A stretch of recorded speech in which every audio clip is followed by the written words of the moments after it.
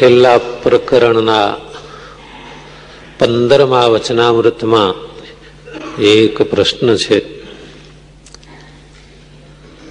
મુક્તાનંદ સ્વામીને સ્વામિનારાયણ ભગવાને કહ્યું કે આજે તો અમે અમારા રસોયા હરિભક્તની આગળ બહુ વાતો કરી.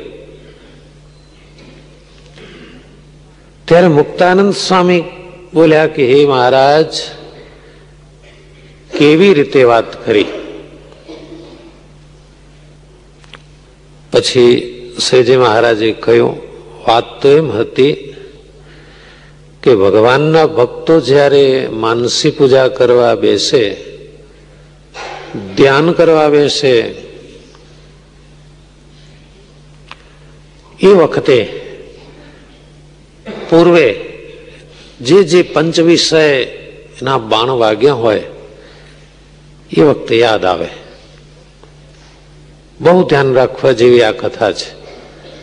એકાગ્રતાથી માળા ફેરવો, માનસી પૂજા કરો, ધ્યાન કરો, ત્યારે એવો અનુભવ થાય કે સંકલ્પો બહુ થાય છે, વિચારો બહુ આવે છે, પણ એ પહેલાના હોય છે. પણ મન સ્થિર કરવા જઈએ ને એટલે દેખાઈ આવે.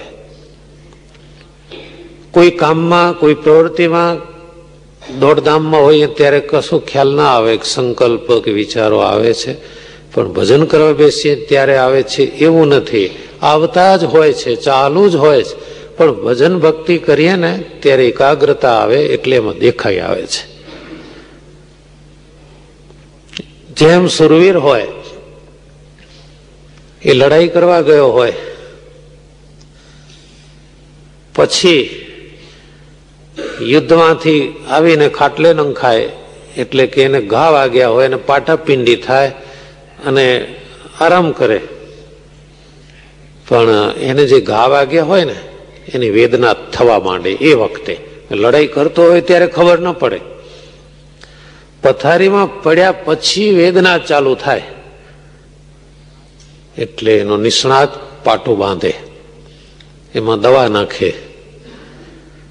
તો એ દવા અનુકૂળ ના આવે તો એના ઘાના સણકા મટે નહીં.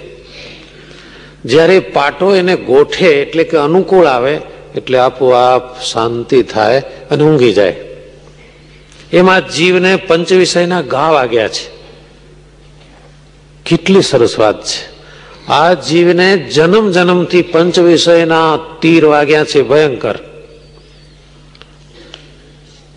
અને એની વેદનાનો અનુભવ થાય જ્યારે ભજન કરવા બેસીએ, ધ્યાન કરવા બેસીએ, માળા ફેરવવા બેસીએ ત્યારે.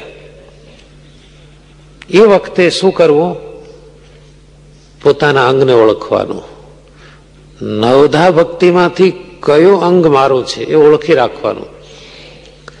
પોતાનું અંગ ઓળખાય અને એ અંગમાં રહીને ભજન થાય તો પાટો ગોઠ્યો જાણવાનો. તો પેલા પંચ વિષયના ગાની વેદના ભૂલાઈ જાય.